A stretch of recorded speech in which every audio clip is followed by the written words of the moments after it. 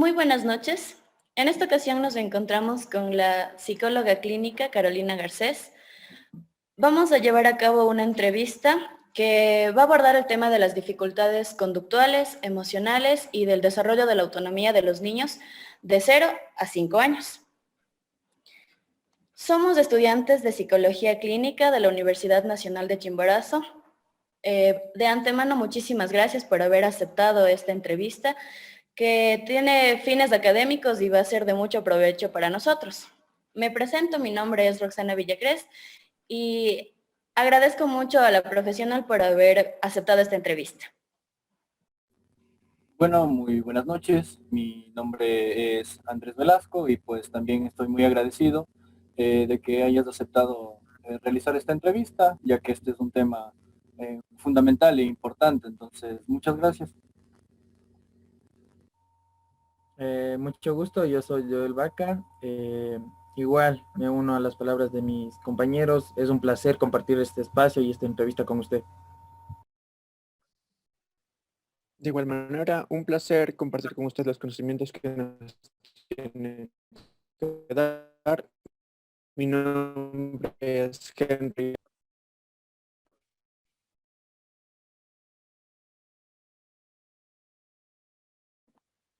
Muy buenas noches, de igual manera.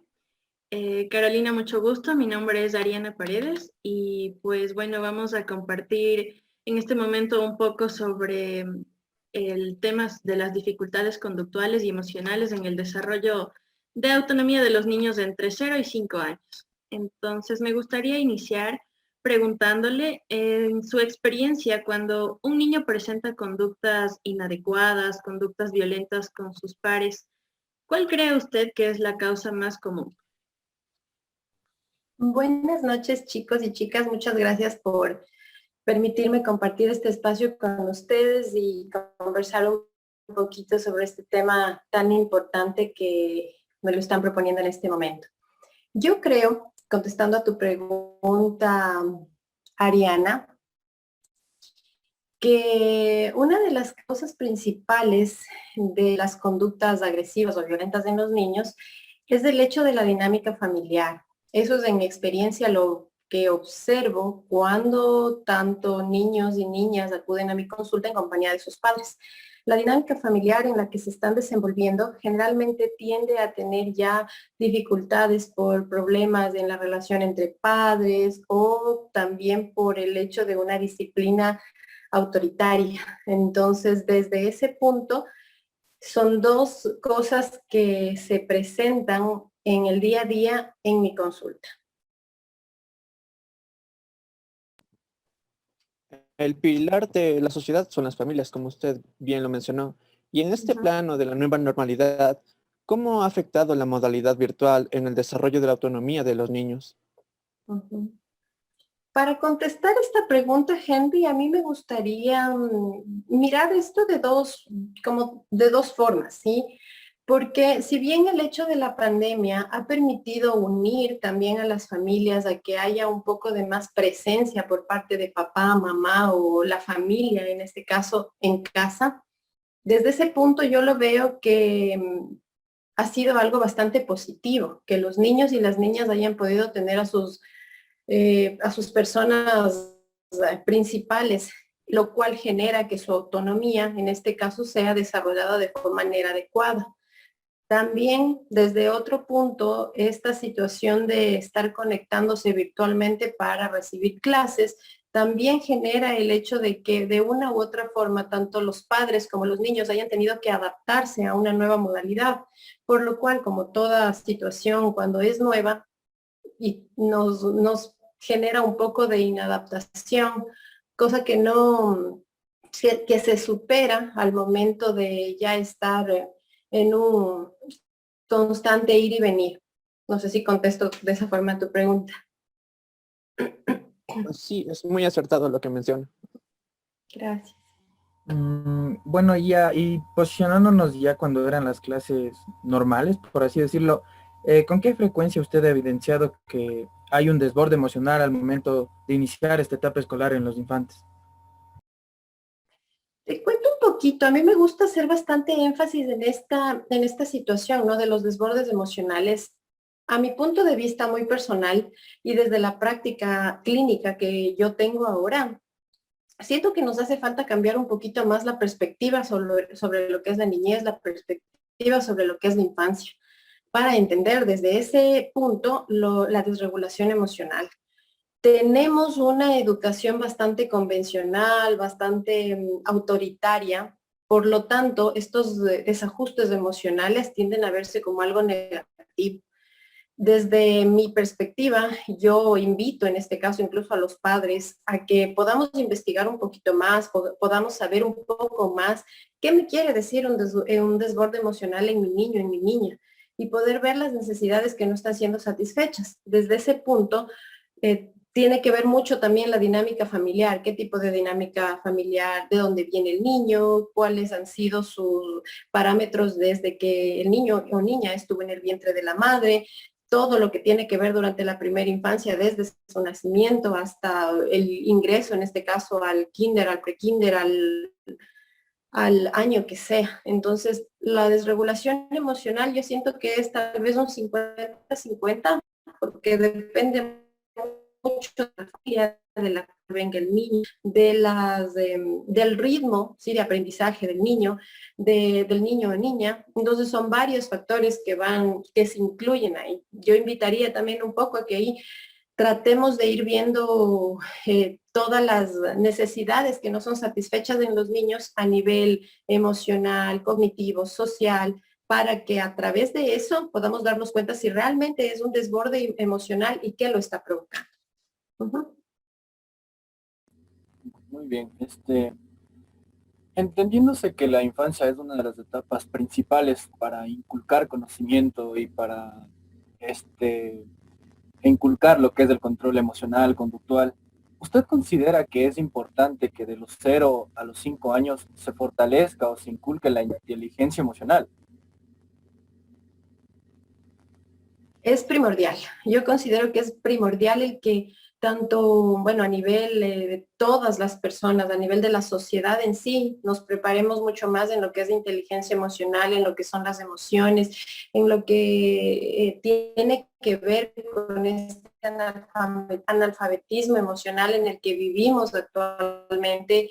Tanto papás, mamás, no logramos atender adecuadas las emociones o los desbordes emocionales de nuestros hijos porque no conocemos qué es lo que me quiere decir esa emoción. Y al no conocer, en este caso, mi mundo emocional, tampoco puedo conocer el mundo emocional de mi hijo. Entonces es primordial que podamos trabajar muchísimo, desde que incluso una madre está embarazada, desde que están en pareja, papá, mamá, puedan vivir esta situación de la perinatalidad de una forma totalmente distinta, para que a partir de eso la crianza también vaya en forma distinta y puedan, como lo decía antes, satisfacer las necesidades tanto de la madre como del niño o niña que ya está en el vientre y que puedan trabajar a raíz de eso, ¿no? La inteligencia emocional, a mi parecer, es algo que necesitamos poder implementarlo, pero lo más pronto posible en todos los centros educativos, e incluso a nosotros como psicólogos, el poder trabajar muchísimo en inteligencia emocional en niños, adolescentes, en adultos mayores, en toda la población, ya que nuestras emociones siempre están presentes, entonces no es que porque ya soy adulto yo conozco muchísimo, siempre estamos aprendiendo y cuando nos convertimos en este caso en papá o mamá, es una etapa de vida bastante importante para seguir aprendiendo y para trabajar lo que no hemos trabajado en nosotros. Bueno, y ya para culminar esta entrevista, recalcando también que todo lo mencionado es bastante acertado, sobre todo si nos enfocamos desde el contexto cultural en el que vivimos. Es muy cierto que podemos darnos cuenta que hablar de la infancia abarca muchos otros aspectos macro que están influenciando en eso. Entonces, para terminar la entrevista, la última pregunta sería entonces, desde su campo laboral, o sea, desde la intervención psicológica clínica, ¿qué sería lo adecuado para intervenir, ¿no?, en estas dificultades de la conducta durante la niñez temprana? ¿Me haces la pregunta de qué sería lo importante desde nosotros como psicólogos o desde los padres, en este caso, para los niños? Desde el campo laboral de la psicología, ¿cuál sería la intervención adecuada De para nosotros. poder mejorar estas dificultades? Ujú. Ajá. Yo pienso que como punto principal y primordial, cada psicólogo, cada psicóloga que esté estudiando, en este caso ustedes, y que incluso ya cuando somos psicólogos, pienso que lo primordial es que nosotros hagamos un proceso terapéutico individual. Sí, eso es lo primordial. Ningún psicólogo, ninguna psicóloga, perdón, tiene que empezar su trayectoria profesional, digámoslo de esa forma, sin haber trabajado primero en nosotros. Y a ti, un tema personal, en este caso lo digo, sí, cuando yo estudié psicología y estuve en la universidad, no se veía mucho el tema, nos decían, sí, que tenemos que hacer un proceso de terapia, pero realmente no fue algo que, en lo que se insistía. Yo creo que eso es básico para poder entender, sanar situaciones que a lo mejor nosotros no hemos resuelto, resolver en este caso o resignificar situaciones que han podido pasar en nuestra infancia, en nuestra adolescencia, en nuestra etapa de juventud actualmente para ustedes, ¿no? Entonces, todo eso es primordial.